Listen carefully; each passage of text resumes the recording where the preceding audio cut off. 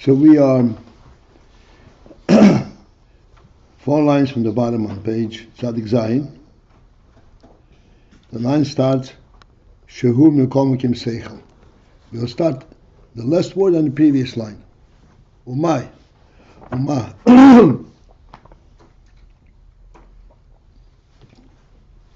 REBBE explains how Chochmah is in total separation from binah, from hasoga.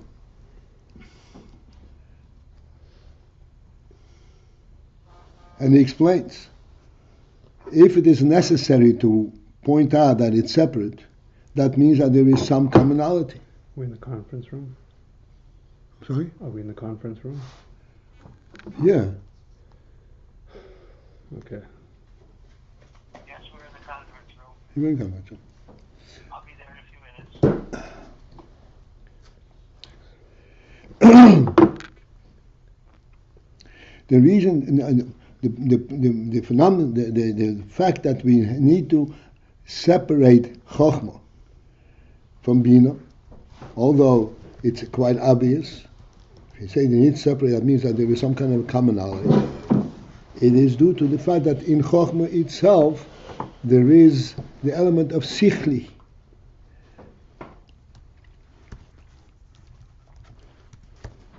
Sichli means, as we explained yesterday, we started to explain yesterday, the knowable element of Chochmah.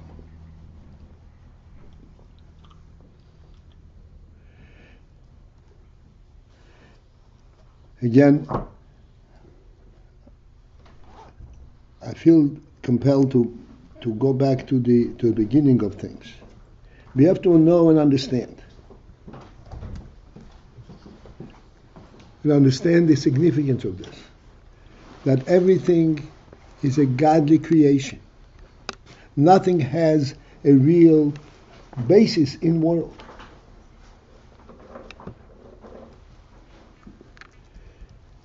And as such, being a godly creation, it has a godly basis. Godliness is not within grasp and understanding. Godliness comes to us by His own initiation. This is why the Pasuk the Torah begins, Bereshis, what is the beginning of all things? Bara Elokim, the beginning of all things that God created.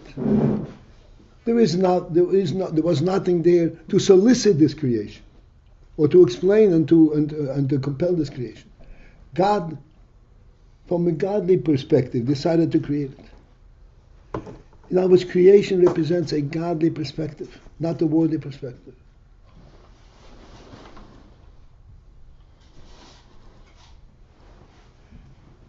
Chochmah recognizes this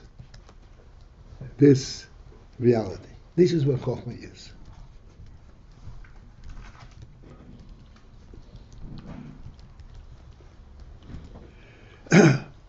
And therefore,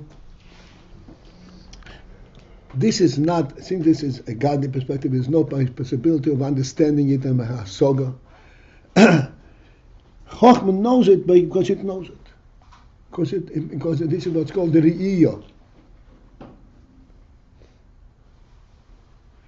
Chochmah is capable of seeing the divine reality. This seeing element, that level of Chochmah, does not need to be separated from anything else, because it is by definition separate. It's in a different. There's nothing akin to it. If we say that Chochmah is called Kodesh, which means union for separation, that tells us that there is an element in Chochmah that does have a kinship with something else. That's why it needs to be separated. And what is this element in Chochmah that has have a kinship? This is called the sichli of Chochmah.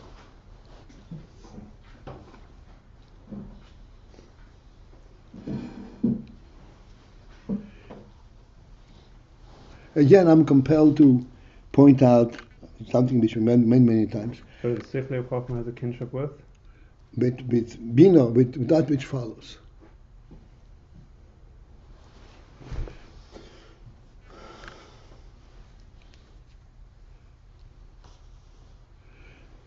Sichli, despite the fact that it is that ultimately sichli can be grasped and understood, sichli is also a divine gift.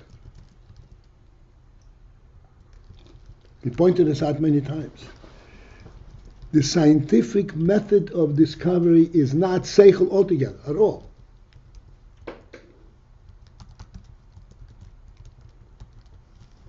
It's a smart way of plowing through and so forth, but the concept, there's no sechel concept therein. There's no nefesh, there's no life to it.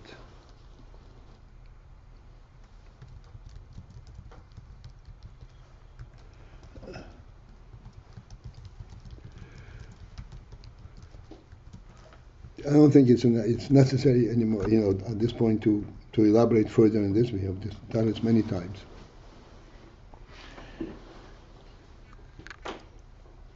There's sechel. Binah is sechel.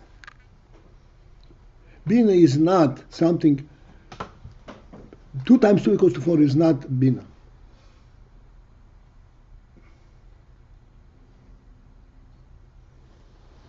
It is simply a physical identification. There's no concept to 2 times 2 equals to 4.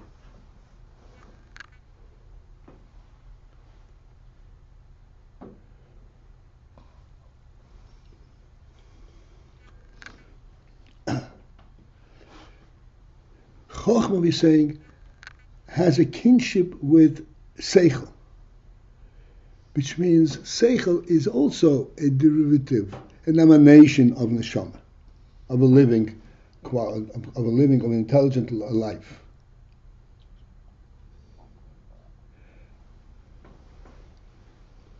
Except that sechel, this is how you know the intelligent life within a worldly context. You know of it. No, this knowledge you're talking about is in Chochmah or in binah? No, sechel in general. Sechel in general. The real sechel, as we can identify it, is in binah. But we're saying that in Chochmah too there is an element of sechel.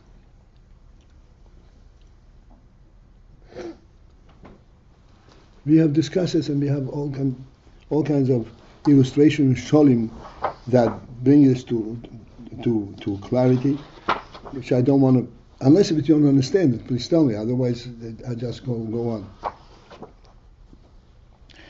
So sichli is a truly neshama quality.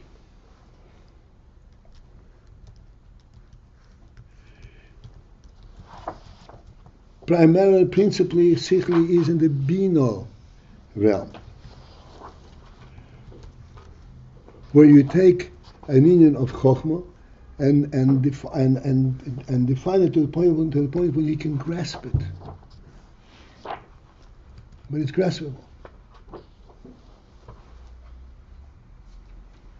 That's a sechel.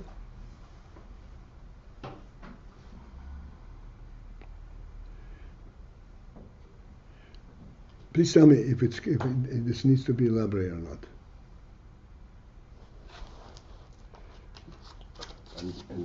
I will do it. I'll elaborate a little bit, just as briefly as possible, because we have gone through this already many times.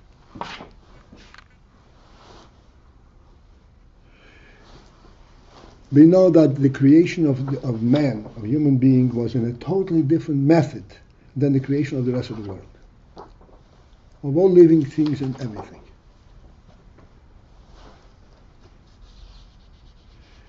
Going straight to it, the human being was created as a single entity, with God's hand, so to speak, individual attention, and giving to him a divine spirit of life, and then given to him the right of owning the world, of being in the world. All the beasts are in the world by default. The human being is not there by default, he is there because it is his domain. He was told so by the Creator.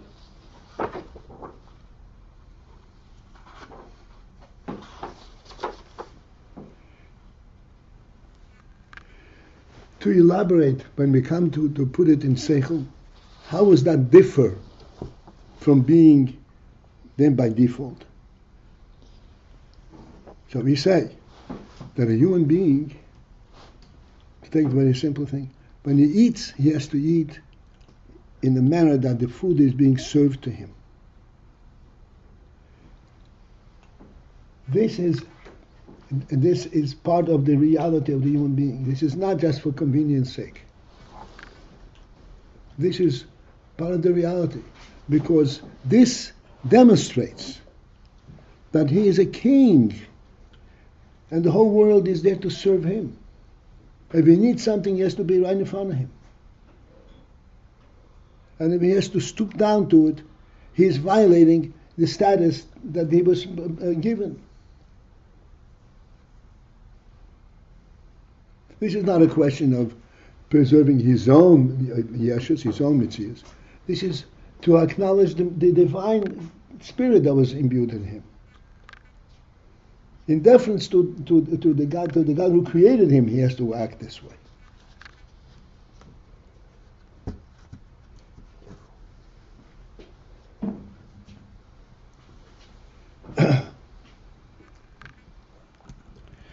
This element, that as a derivative, as a the fact that he is, so to speak, a divine creation, and he has a status of his own,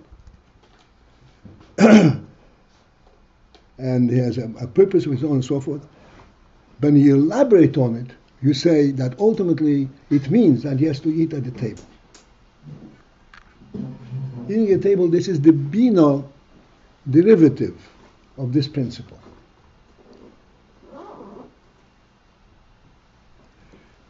Sitting on a comfortable chair, being served, and in cleanliness and so forth, convenience, all that is the elaboration of the principle, of the Chochmah principle of what a human being is.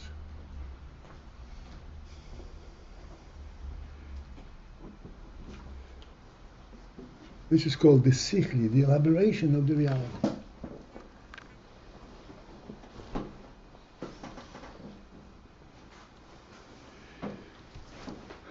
It's a derivative of the Chochmah, of the principle of what the human being is. The Chochmah of this principle is, this is a God creation. God identified him as Mitzalmenik in Museinu. He put him into the world to represent him, as the Pasuk describes.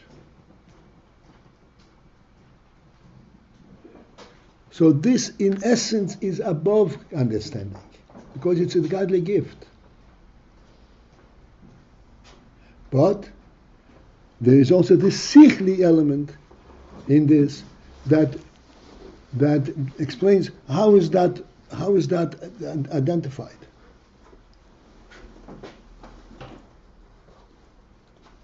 Excuse me. This is what we're up to. How is that identified? This is the sichli within the chochmah, within the principle.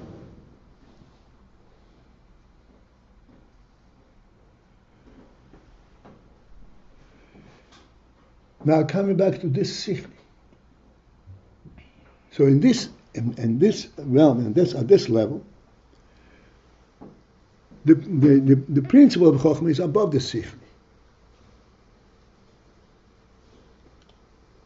It's a godly creation. He represents, the godly presence in the world. Pardon me, let me just.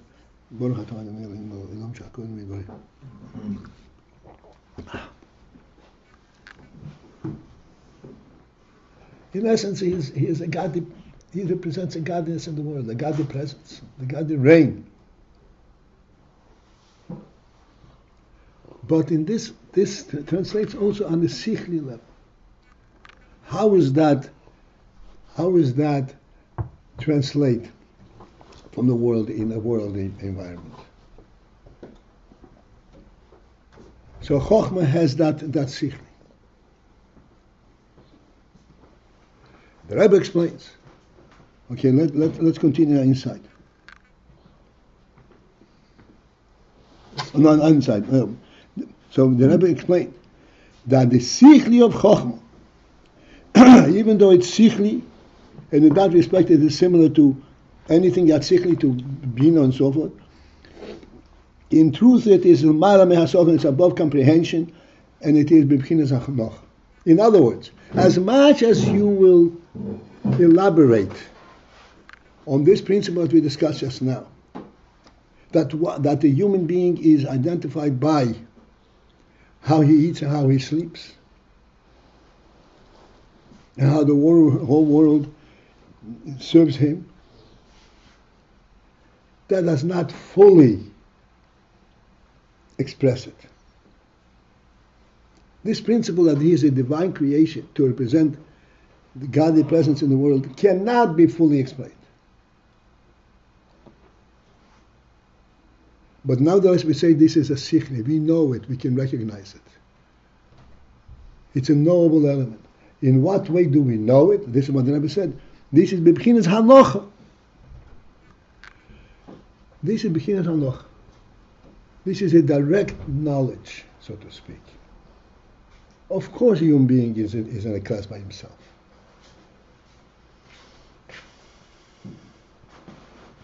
It does not come as a result of elaboration, of proof.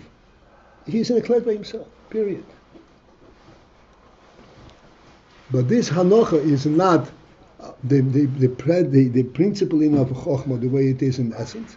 This is the hanocha as it is being identified at the sichli level.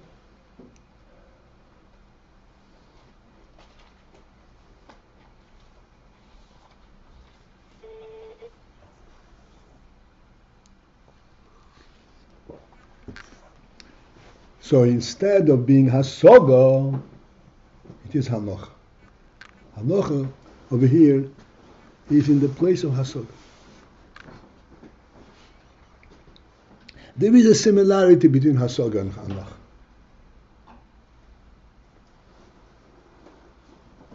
And the similarity is that just like in hasoga, there is a subject that is being comprehended. In hanocha, there is a subject that is being recognized. Not the way it is in essence of Chochmah, there is no subject. So it's the pure reality itself.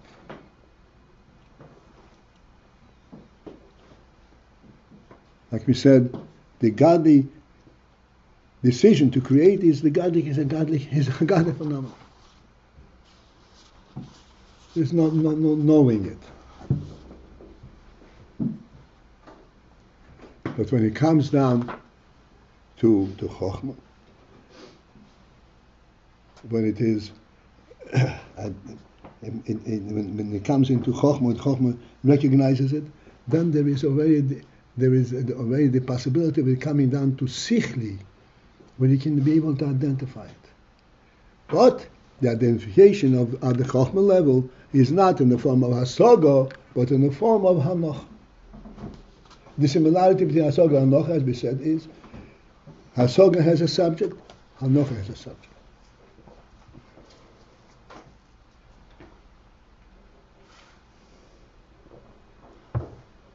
I know what I know. That's hanocha. Even though I know it because I know it, but nonetheless I know what I know.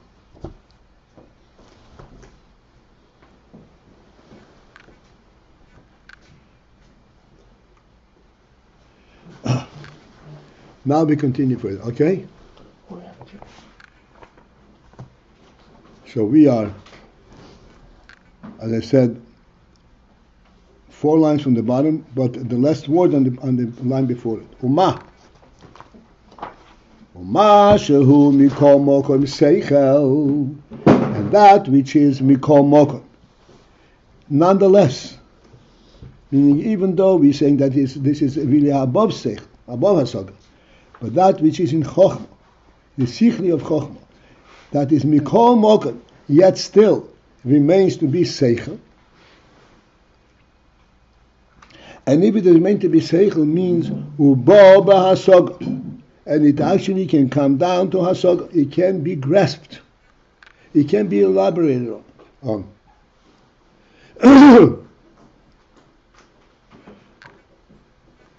We just now spoke about Chochmah in all kinds of different ways. So this is Shimon Gabi Masik Chochmah. He says no. That which is Mikomokim has a similarity, a kinship to Chochmah, to Seichel, Mikomokim, despite its supremacy. It says on Baba Hasoga, and it comes Hasoga Zehu. That is ein bechinas ho'etzem shelo klal. That is not the bechina of the etzem, the essence of Chochmah at all. Chochmah knows things not by identifying, not by identification, not by coming and counting. Chochmah knows things from a godly perspective.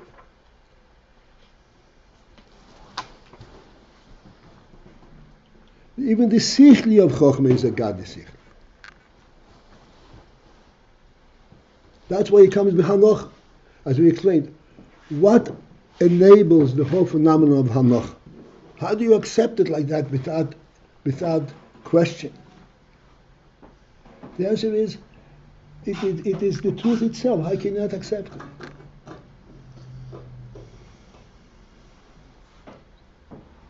That's the sichli of Chochmah. Therefore, it comes from hanoch. Hanocha there replaces, please understand, remember, replaces the phenomenon of hasoga.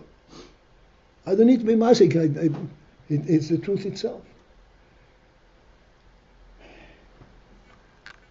And that which is mikomo koim an info sechel above hasoga, einay bechinas ha'etzem shelo klal. This is not the bechinas of the etzem shelo, the essence of Chochmah, klal at all.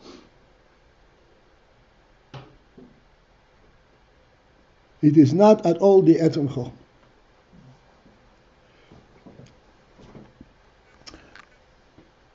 What this means is that this is not the means by which Chochmah knows it. This is not the means by which Chochmah relates to it. This is not, so to speak, exhausts the message of Chochmah. This is not the end of the message of Chochmah.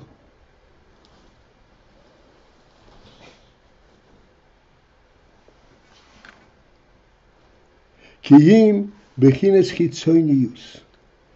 Rather, even though there is this union, so what is it in Chochmah? This is bechines chitzonius. This is the chitzonius aspect of Chochmah.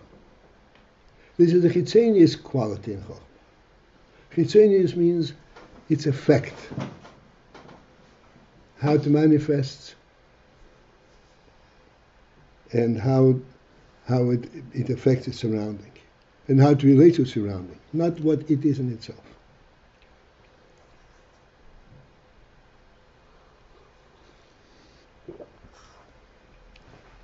Shebo al dei tzimtzum,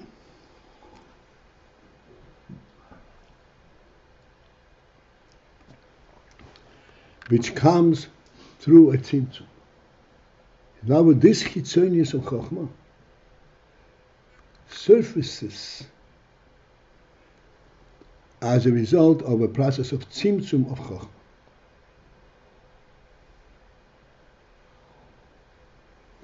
Tzimtzum means that you limit the effect of its essential truths.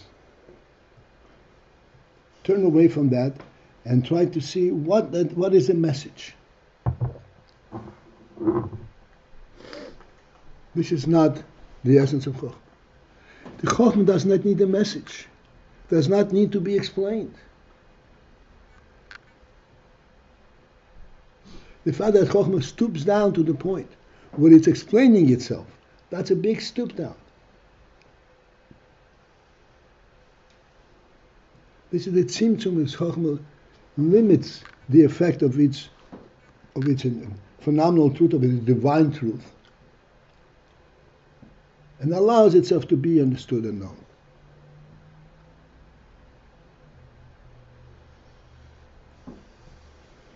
And this is called the chitzonius, that which can be brought down to this level. And the only way to bring it down to this level is to be mitzamtzim, the reality of Chochmah itself.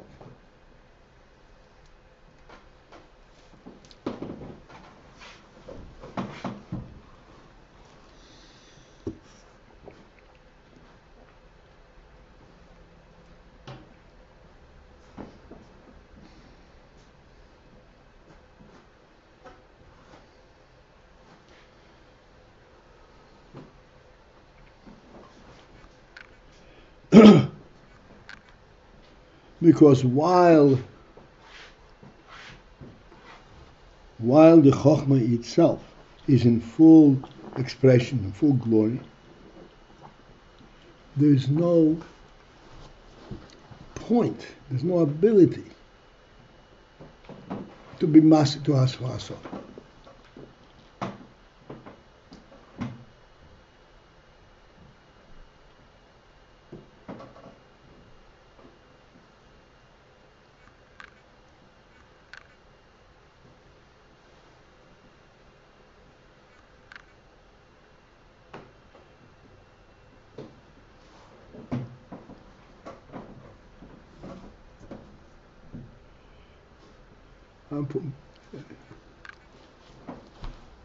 Point something out, which Yeta Mamad, it's so clear, so simple, I would kind of derail slightly. A human being, just like the animal has to eat, the human being has to eat. But eating for a human being is different, we say it eats differently and so forth. But nonetheless, he has to eat and he has to eat. Even though the human being, his neshama is much more effective than the nefesh of Baal Chai. But he cannot live just from the neshama. He has to feed his body as well. But then, the human being wears clothes. An animal does not wear clothes. Doesn't fit at all with the animal clothes. It's completely out of its realm. A human being, on the other hand, to be unclothed is a terrible insult. Terrible violation of a human being. Here we have a situation where there is no kinship, there's no similarity.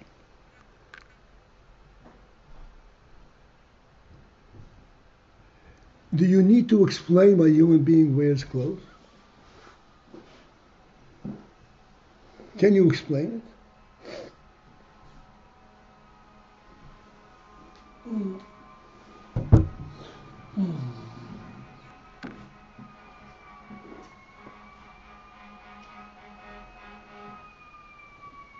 The whole phenomenon of tznius is a divine spirit in the human being.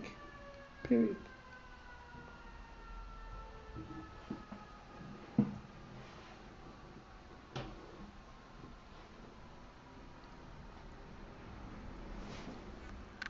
And without clothes, it's completely out of place.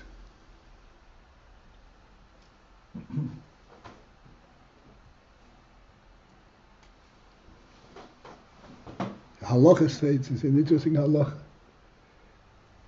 that if somebody comes and pulls up the garment of a person, he has to pay him a certain knas. It's called busha, beishas. He has embarrassed him to the point where it can be translated in a monetary due.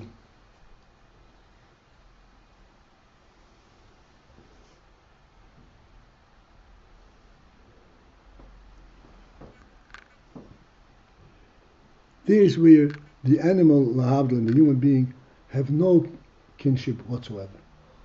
Even though they both have bodies. They both have to feed their bodies.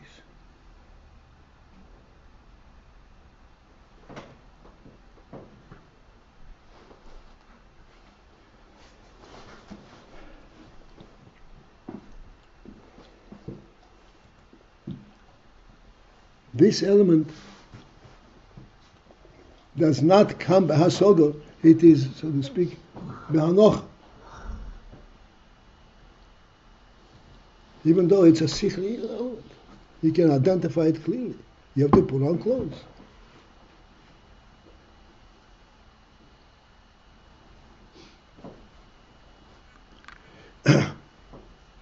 And then there is the element in the Chochmah itself, what's called the chitzonius, shebo al yedei tzimtzum, which comes from the Chochmah al yedei tzimtzum, by removing the principle, the spirit of Chochmah, by concealing the spirit of Chochmah, and allowing to identify the Chochmah from an effect level. Like we said, how does he eat?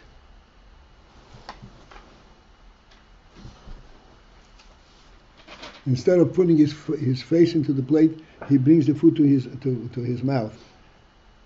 This is like the chitzonius of the Chochmah.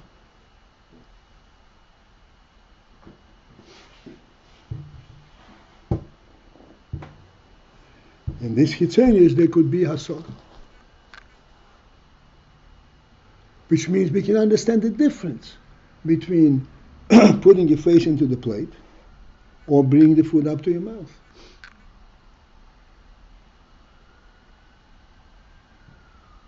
That we understand.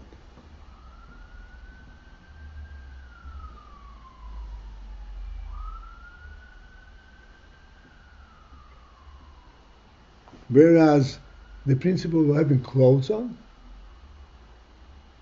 we know it, but there's no way we can explain it. Somebody needs to be explained, we say, we get it.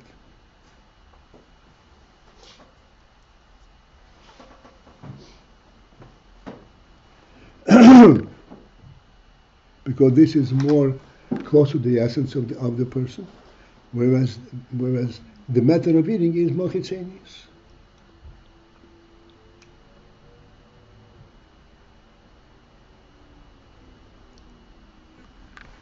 And that comes on the tzimtzum.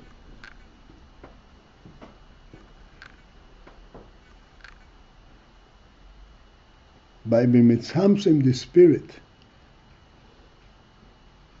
of the Chochmah, this is where the chitzonius surfaces.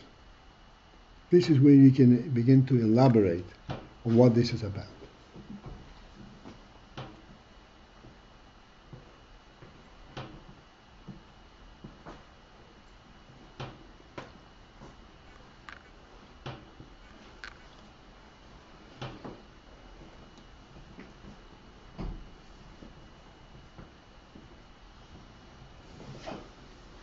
Okay, that is in the level of, this is a sichel that Baba Hasoga. Excuse me. V'gam, and also, Ma she'ha-chochmo hi b'bchinas havdolo, that phenomenon, that the chochmo is in a havdolo, b'chinas havdolo phenomenon, that also is the sichli element. This can also be comprehended.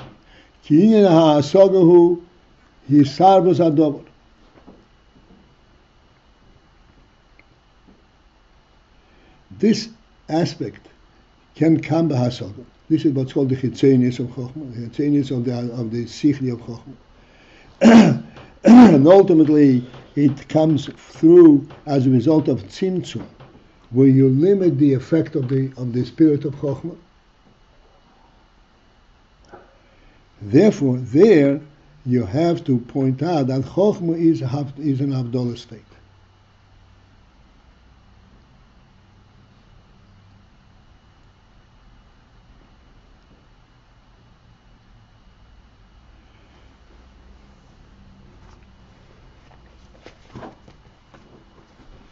In Chochmah itself, in the sichli of the Chochmah, there is a level, a point where the sichli of the Chochmah can be musog, can be comprehended. This is where it has to be pointed out that this hasoga is behavdala, is in a state by itself, in a category by itself, than the hasoga of binah.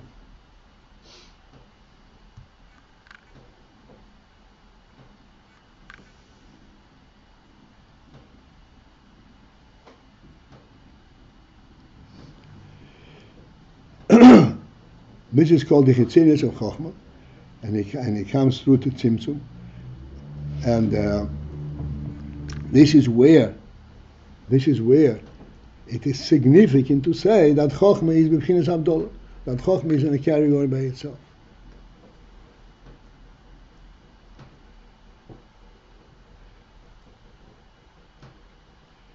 And even though it is musog, it can be comprehended. The comprehension there is Havdalah is in a category by itself. Then they have comprehension the way it is in binah.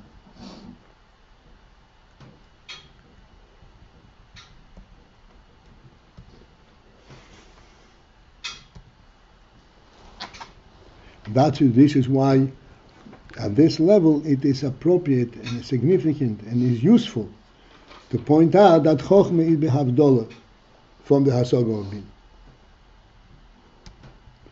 Why is it at this point significant? The Rebbe elaborates on it.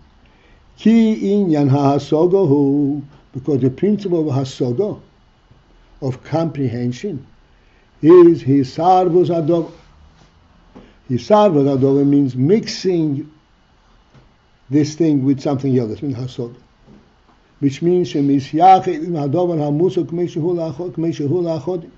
that he unites with this thing which is being comprehended as the inyan is in itself, and then it becomes miyuchad and unites with it. That's what hasoga means.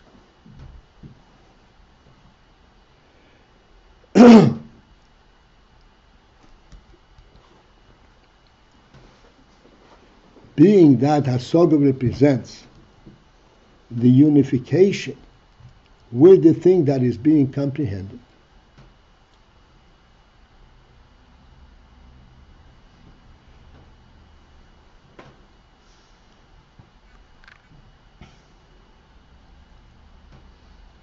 I don't know if you have any more time to continue. Yes, well. Okay, this is where we're up to. 3 lines from the bottom. Masha Chochmah means Havdalah.